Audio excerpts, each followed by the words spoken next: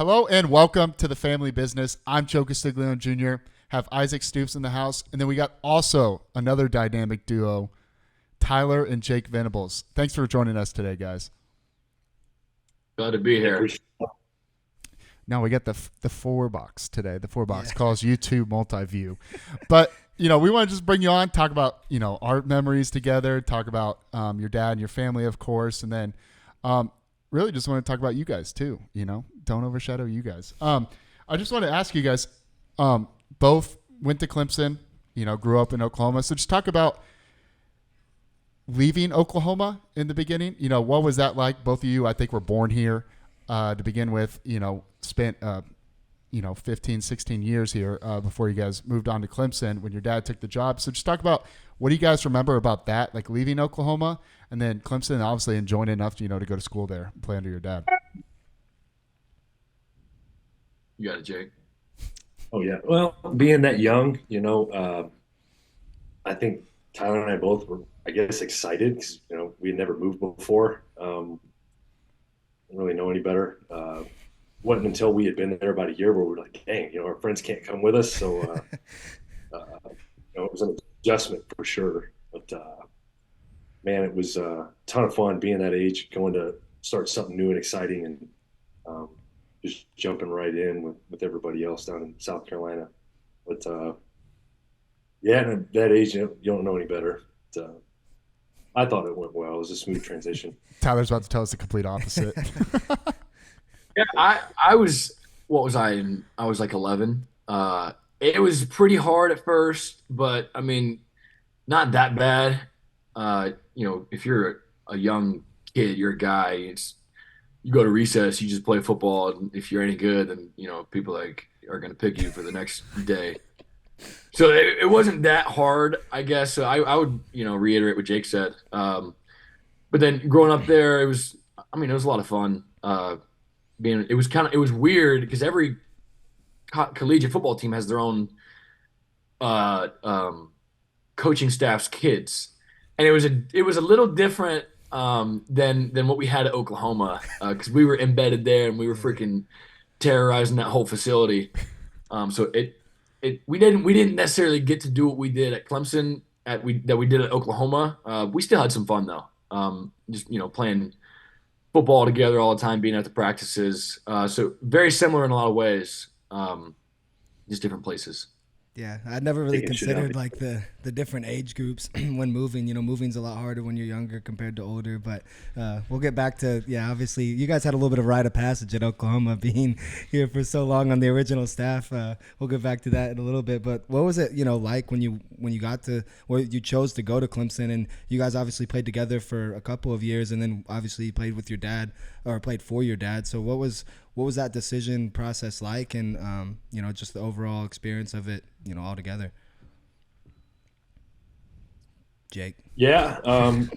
My first 2 years of high school, I really wanted nothing to do with playing for my dad. I wanted to branch out and just do my own thing and kind of detach myself from just being the coach's son, playing for his dad. And so I went and camped at like every school, you name it. And that was my first 2 summers. I started to get some offers from, it was like Texas Tech, SMU, Northwestern. Clemson was my first, but I was still in that mindset where it was like, yeah, man, like I just can't do it. I gotta leave home. I gotta leave. And then I think before the end of my junior year, I'd been talking to coaches every week from every school, and my dad had just gave me some advice, and he was never pushy or just saying anything about trying to get me to come to Clemson. It was all it was totally my decision. And my mom, on the other hand, it was a different story. It was like she wanted me to stay home. That's how it But always be. Yeah. he had to just said, just to make a pro and con list of everywhere that you've been, and where you have opportunities to go play at. And after doing that, it was like a no brainer. The ratio of pro and cons comparing the schools that I was looking at, and it was just a bonus that it was home too. So transitioning to my first year national championship team, and I redshirted that year, so I was in Power Hour, which is our developmental program in the weight room, which knowing anything about me, that's where I live. It's what I do now. It was like a freaking dream come true, and that was really where I found my passion. Was in strength conditioning, and I was a meathead before I got to college, but just having to go through that 12-week process was like a freaking initiation into the world of iron. So that was awesome. But won a national championship that year, and then transitioned to that spring was really when I started to figure out the playbook and started to take off for me. So I had a good year in 19. I was backing up Jamie Skalski, who's on staff there. And then Jamie was an incredible leader, good teammate, and just always fun to be around.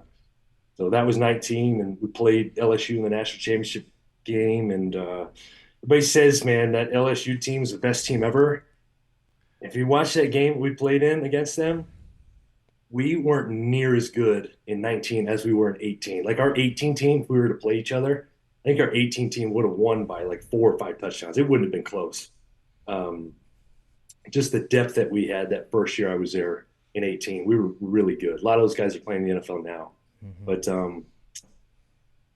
yeah, so 19 happened, and then 20, the year of COVID, Jamie was hurt a good bit of the season, so I had to play most of the games. And it was nothing new. It was just everything felt like practice out there. It's just got to have a little bit more responsibility, which was a ton of fun, and played some big games. And that is when I started to really face a bunch of injuries. I had 2 hamstring pulls in 2019. It's like one day, both of them on kickoff. So it was like, I want to say the first day of fall camp doing a kickoff drill, and I freaking felt like I got sniped, big pop. And then the second one during a game later in the season, and going into 20, I had broken my arm, and there was another game I had to sit out because I rolled up ankle on a Thursday, and they shot that up with some lidocaine. Didn't work. I tried to warm up, couldn't do it. And 21 August until the second week of December, I was healthy for probably a total of 2 weeks. Just hamstring tears. I tore it from 19 to 21. Tore my hamstring 15 times. Started to develop some nerve damage on my main tendon right beneath my glute. Why is Tyler laughing? So then you got Sorry. Keep going. Your hamstring is funny to him. all right. So, started to develop some nerve damage, and it got to the point where I'd rehab for 2 weeks, and then I'd come back in that first day of practice going like 25, 50%, and it would just tear again. And it was just an on and off cycle pretty much the entire season till about November is when they told me, it's like, all right, man, like, we're going to have to shut it down. And I got medically disqualified after that year. I had 2 more years of eligibility with COVID, but ended up graduating 3.5 years, got my undergrad that December. So it worked pretty well, and had some internships lined up. Started my master's online with Clemson. Was a strength conditioning intern for 5 months, and then came back and just started being a GA in a weight room for the rest of my master's, which was awesome that Coach Sweeney allowed me to do that. But yeah, so that was for a year, and then ended up finding a job down here at UAB. And what we've been doing since. Yeah, Tyler, what was it like for you? I mean, with Jake on campus already, not that your hands were tied per se, but there's maybe a little bit more pressure. You're like, hey, I want to go play with my brother. I want to go play with my dad. It just makes the most sense. Was that really how simple it was? Or talk about a little bit about your recruiting and then your time at Clemson. When it started, the recruiting process for me, I was in a similar mindset as Jake was, and just chasing approval through offers and making sure that I had validation to know that I was a good enough player to play anywhere else. But after a while, it just got exhausting. And so I've always been told if you live for man's approval, you'll die by his rejection. So I just kind of gave up on chasing all that stuff, and it just wasn't really worth it. And the best place I could have gone was Clemson, be around the best people. It was home. It's right there. And my brother was there. So it did end up getting that simple. And then, yeah, like my freshman year, it was playing with Jake and playing for my dad. I played a lot my freshman year. We had a package with three safeties, and one of our guys who was starting in that got hurt. And so I had to go in like the third week of the season, my freshman year, and I played the entirety of the season. And that was they dropped me in the grease, man. That was hard. I got thrown into the fire, and I was definitely not ready. And so all that failure and it was really hard in the moment, especially with your father as your coach and your dad at the same time. It created a little bit of gray area, and um, it was hard, but it was also very rewarding and very fun to succeed and to win with my family. I thought that was the coolest part about it. But when you lost or when you messed up on a play, that was the worst. Because trying to not see him as my father as he's letting me know I did something wrong Yeah. was kind of hard. And there was one moment actually we played in the ACC championship, and I just missed a fit. The ball fell off the shelf uh, into the C gap, and I was supposed to fit it. And my dad's right there. He's like, "What are you doing?" And Jamie's right there with Jamie's in there too with him staring at me in disgust. And he's like, "Yeah, what's wrong with you?" I'm like, "Okay, first of all, Jamie, you're not the coach. Shut up. Let me talk to my father or my coach and tell them I have no idea what I'm doing." And that was my excuse. I'm like, "I don't know. I don't know." And then so you kind of get and then they walk away. So it was kind of like that my freshman year of just a whirlwind, but also really fun, really hard. And I got used to it my sophomore year. And sophomore year was a lot of fun. Our defense was really good. Um, but yeah, it was a lot of fun. It's been a lot of fun. I'm still here. I'm still at Clemson. I've got another year after this year if I want. I've been injured just like Jake. My father gave us genetically inferior soft tissue. So thanks, Brent. Anyways, but yeah, it's been a lot of fun. It's been hard. College football is hard for anybody. It's also very rewarding. So glad to be at a place like Clemson to do it.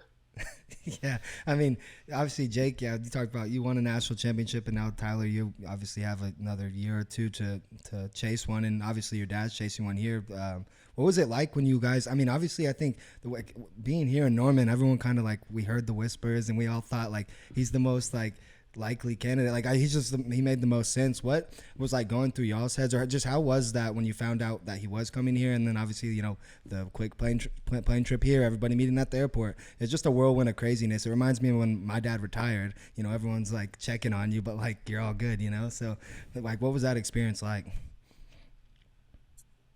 Yeah, I was actually in the middle of taking grad pics with my fiance on campus. So I'm all dressed up and shit and look at my phone, and it's my mom. She just said to get to the house when you can. And I'm like, all right. And then my phone starts ringing probably like 10 times. I'm getting pissed off because I'm out there taking pics I didn't want to take. And then Didn't want to be in there in the first place. hurry home. And yeah, get home and they were telling us what was going on. I honestly had no idea beforehand, that anything was going down. And I remember everybody just being filled with joy, and we were excited, kind of celebrating around the house. So yeah, no, it was an exciting time. Yeah.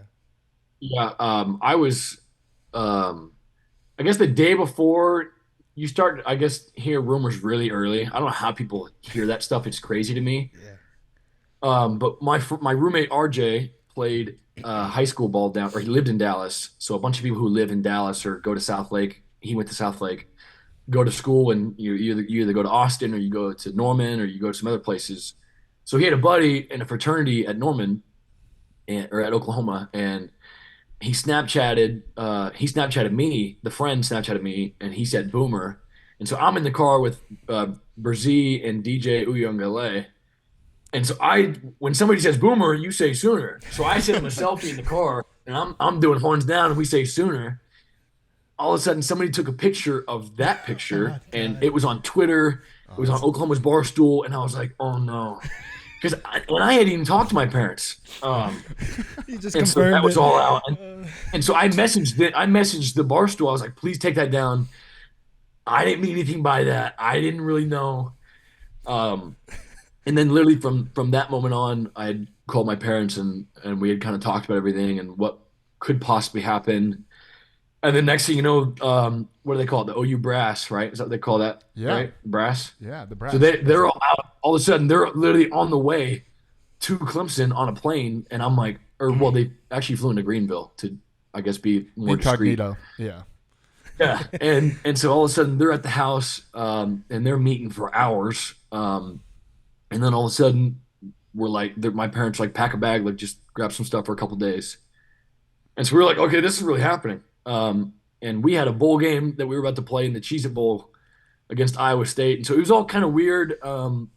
It was bittersweet, to see him in that position. At the same time, I still wanted to play for him, but just recognizing that this was long overdue for him, and just kind of being there to support him was a lot of fun. And how welcoming the Sooner fans were when we flew in was just really cool. And so it was super fast, but it was a lot of fun just to be there and to watch all of it. At that point, I mean, it's really a full circle moment because you guys went there, of course, and had all the success, and then you guys entrenched your roots, in Clemson, and then full circle, and you're like, oh, he's going to get the head coaching job there, and it happens. Tyler, since you were still playing, was there any point that you were like, I don't think your dad would have let this happen, but you're like, okay, I'm going to go to Norman and play for him? I originally the first couple of days I had kind of wanted to. Just I think he's one of the smartest defensive minds in the game currently and potentially ever. That's what I think. I've watched it for X amount of years. I second that. Just from a professional standpoint, that's just what I see. And so I really wanted to be a part of that. But at the same time, I'd already solidified myself at Clemson and in the locker room and known people and built relationships. And um, it was my life is too simple at Clemson to leave. And I've always been told don't mess up simplicity. And that's just what I had. So I didn't see a need to do that. And my place was kind of Clemson to stay. So Jake and then Tyler, kind of just building off that, you kind of alluded to it there, but playing under your dad, of course, he's still your dad, but what kind of point of view did that give you, playing under your dad? And of course, you grow up knowing and just realizing he is the high level mind that he is. And then playing underneath him, did that have you gain any point of view or any different perspective for your dad, playing underneath him? You're like, wow, like you just kind of got a different appreciation, or what was that like truly playing underneath him? Jake first, then Tyler. Yeah, I found out real quick, probably that first week of fall camp, my first year, when we got the playbook, and it was probably about as thick as a dictionary. And I was like, man, okay, it's a lot of stuff. And didn't realize how long it would take me to learn it. Because it really didn't take me until about year 3 to nail it, where I was like, okay, I know what I'm doing now. But that first week of 18, when I was in camp, that was when I really got the perspective, because it was different growing up.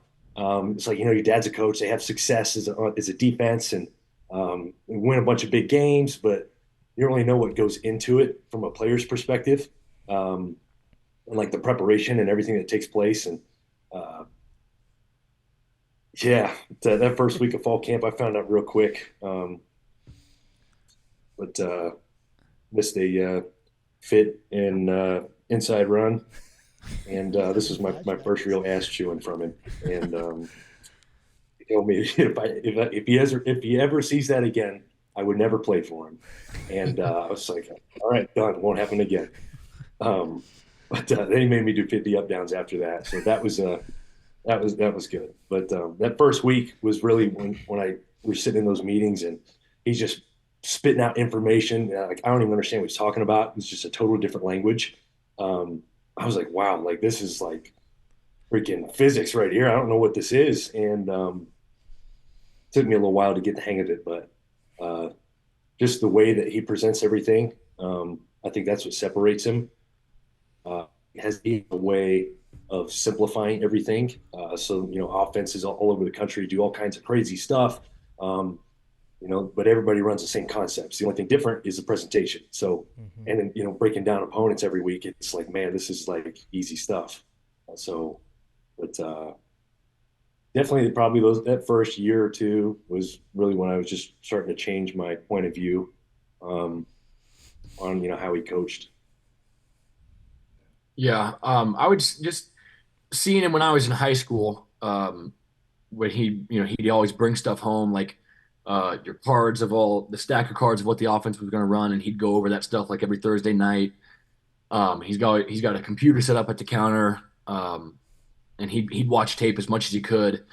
And so I saw all that in high school. So I knew that he was obviously um, putting a lot of work in, but I didn't really understand it until I got there. And like Jake said, just the amount of details, the obsession, the passion that he coaches with was.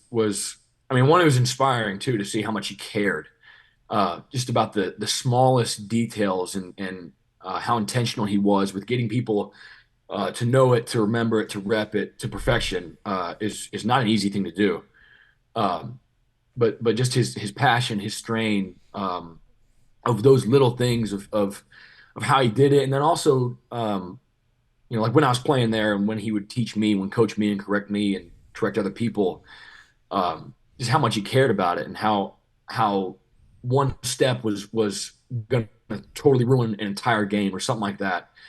Um, and then especially talking to people now who work at Clemson, who used to work underneath him, about what he used to do, how he used to game plan, how he used to study, how he used to uh, design defenses week in and week out, very specifically for each offense, was just um, I don't want to say insane, but like it was an art essentially, and it took a long time, and he had to watch a ton of film, and he would just sit there with the clicker just like this and just watch over and over and over and over again, and be like, all right, we're gonna do this, we're gonna blitz this, we're gonna lock and level this, and like just going off, and he just knows what to do because he's seen so much ball. Um, that was when I really like started to understand it and respect it and how much he loved it, and essentially his passion and his love for it, like, and that kind of made me love it. I'm like, okay, I get it now. Like, it really is an art, like, and it makes sense. But yeah, I never really understood how he did what he did until I got to Clemson and played for him. Yeah, I mean, I remember like I mean, growing up obviously with my dad too. Like you realize how much they put into it because the time spent, at the office or even while they're at home. The job goes home with you a lot of times, but you really don't really, I guess, appreciate it until.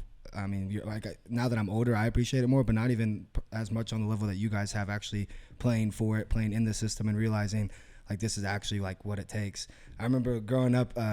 Like when we were younger, I think I stayed the night at y'all's house for like maybe a week. I don't even know if my mom like knew where I was, but we went to fall camp with your dad like every morning, and we left when he left. Like, and I mean, it was before the sun came up and then when the sun went down. Like we weren't doing what he was doing, but we were having a little bit better of a time. We were talking about all these funny stories of us growing up when we were little, and we're gonna share our favorites, but we're gonna ask you guys if you guys have a favorite. Jake, you got one? You're gonna have to go. You go ahead. I got a couple. All right. I think I've got three that I remember. One of them was Christmas break when I was 4 or 5, so that would have been 2006 or seven, and we were running around the facility, all of us kids, and I got locked in one of the players' lockers. It was like where you put your shoes, went down the knob, and it locked. And all the players were on Christmas break eating like Christmas dinner or whatever. And so everybody's panicking. I don't even know who was there, but somebody was calling the player, and the player wouldn't pick up his phone. And so we couldn't get the code for like 3 hours. So I was stuck in there crying. Anyways, I got out. My mom was pissed at my dad that it happened. Another story was I was 4, and it was like a Sunday. My dad was upstairs on the treadmill in the Switzer Center, and I was downstairs underneath the stairs. And underneath the stairs, they had one of the sprinkler valves where like that puts a fire out. You know what I mean?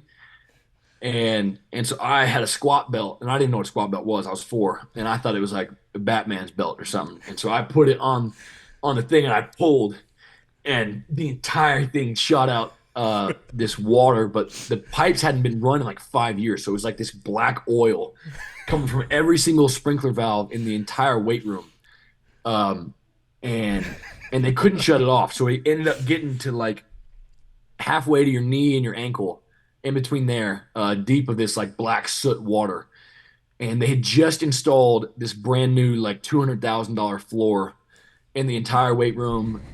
Schmitty's office was destroyed. Oh my god! ruined it. I ruined the whole weight room and his office. And so I remember after that, the fire department was on lunch break, so they had to come late and come turn it off. And my dad had told me that Schmitty didn't want me up there anymore. I wasn't allowed in the weight room. And so since I was 4 years old, I was scared of Schmitty because of that happened. And I never talked to him about it, but it's because my dad told me he doesn't want you up there anymore. But it was really his fault. He left me unsupervised. I was 4. Okay, that's his fault. But yeah, that was really bad. That's probably my worst thing I've done. But then another one, we'd always run around the facility with Jaden Norvell. And remember, he got the lightning bolt in his head that one time, and we called him Flash. And he like fell and almost hit the national championship trophy, almost knocked it over when he was in front of the locker room. That's kind of when we got older. We had to grow up from right then, because if you knock that over, you break the crystal ball. You're done. Yeah. So those are my 3 stories that I remember. God, lifetime ban. Yeah. Oh, you knocked that over. I don't know if your dad has a job. I don't think any of us. I think we're all done. We're probably not here right now. We're all banned. Yeah. Mine's. It kind of reminds me of you getting stuck in the players' locker thing. So we used to cause so much. For everybody listening, we used to cause so much hell that they locked us out of the equipment room one time, because in there was like a playground, and it was like a laundry chute where like the players put all their dirty loops in and whatnot, and so they lock us out, and so me and Jake and whoever, I don't know who was there, we put Tyler through the laundry chute and to go through there, and then you didn't get stuck, did you? No, to go through and then open the door from the inside, and they were like, "How'd y'all get in here?" Smart kids. Yeah, yours is funny too. Yeah, no. It was one of your last years here at the Insight Bowl, so this is in Phoenix, Arizona, and so the bowl trips are a lot of fun for the players and the coaches, but they're probably the most fun for the coach and staff kids, because you have 4 to 5 days to play with your friends at a nice hotel and unlimited food. Yeah. So I remember we were at the pool, and there was this pretty decent sized water slide, unsupervised too, no lifeguard. And so we tried to stuff as many kids in the water slide so we could back up the water to go over the edge. So it's like a big few loops down. And so I think us 4 or 5, my brother as well, we stuffed the water slide so the water was going over the edges. We were like flooding the water slide. And we probably did that for like 2 days straight. And, that's probably why they have lifeguards on water slides now. And then, of course, all the bowl game football, all the football games that we had in the ballrooms, broken arms, stitches, broken lamps. Sure, yeah. I mean, we found a way to play in any hallway, ballroom. It didn't matter. And what do you know? We all became ball players. So I credit it to that. Not our fathers, just the ballroom football. Hitting our heads against the walls. Each other up. Oh, yeah. It was full tackle from start to finish. I mean, the rug burns we would get. I remember we would just find an open ballroom. And then so many times we got kicked out. Yeah, and we're like, we're coming back tomorrow. On to the next one. Yeah, there's another one on another wing or something. Jake, you got any? Yeah, it was just because the equipment staff would give us the keys to those golf carts, and we'd go out on the practice field and absolutely destroy it, like we went mudding or something. And I remember Tyler was with me, and I can't remember how fast we were going, but I just started doing donuts on one of the practice fields. And Tyler's holding on to that. We started leaning a little bit, like one of the sides was coming up off the ground, and Tyler was holding on to one of the freaking posts up at the front, and half of his body's hanging out. Ended up flipping the cart, and I can't remember how we were like 7 years old, and the equipment staff gave us a key to a golf cart. Like you're just setting them up for failure. Yeah, we're not naming any names, but no, we're not Alston. No names, but we're not ops. I don't think we could get away with what we got away with back then. Now I think there's a lot. The more. kids are not as lucky. There's a lot more supervision. I would assume. God, those are stories. Aubrey Schmidt ran me over with a gator when I was 4. They were at some golf outing at one of the courses in Norman. I don't remember. I remember I had tire marks all over my chest.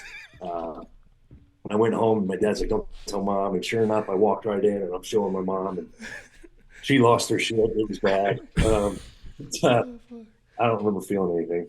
So I got ran over by a gator, so that was pretty cool. That takes the cake, bro. What? You're gonna bring him by a gator.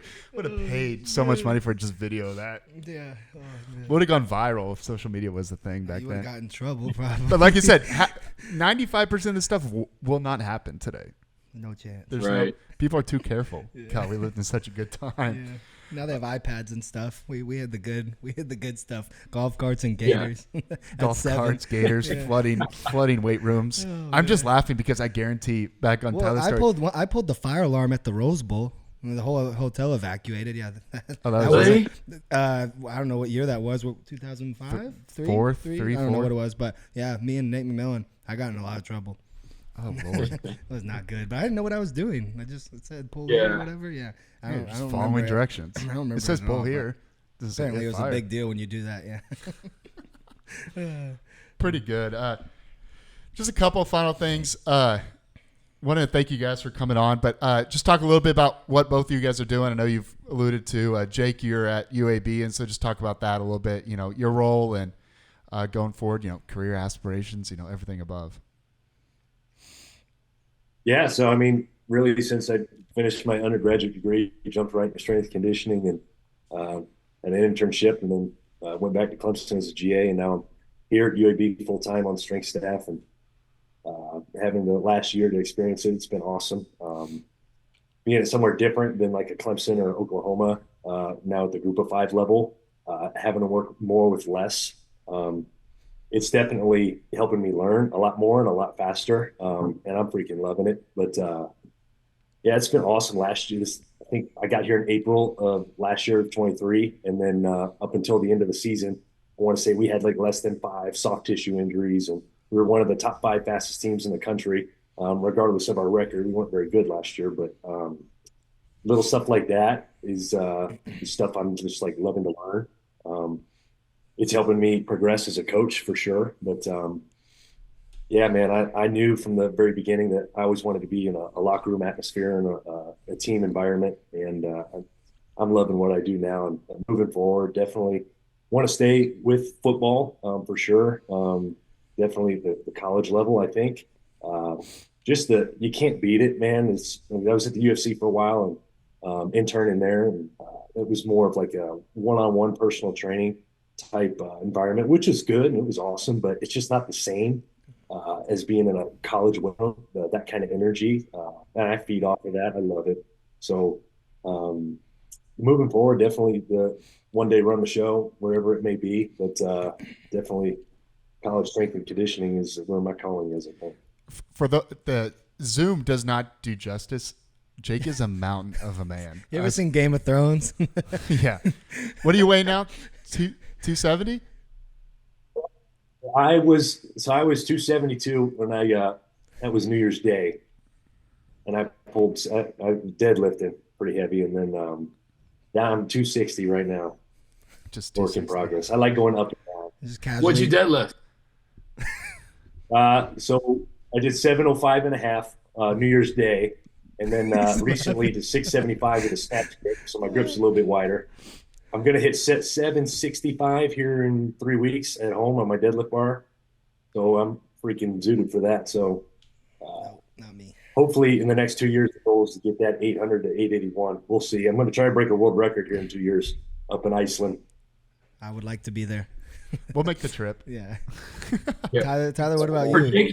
Jake's size, I didn't see him for like 8 months, and then he came back to Clemson for like a couple days. I was like, how the hell did you get so big? Like I was genuinely shocked.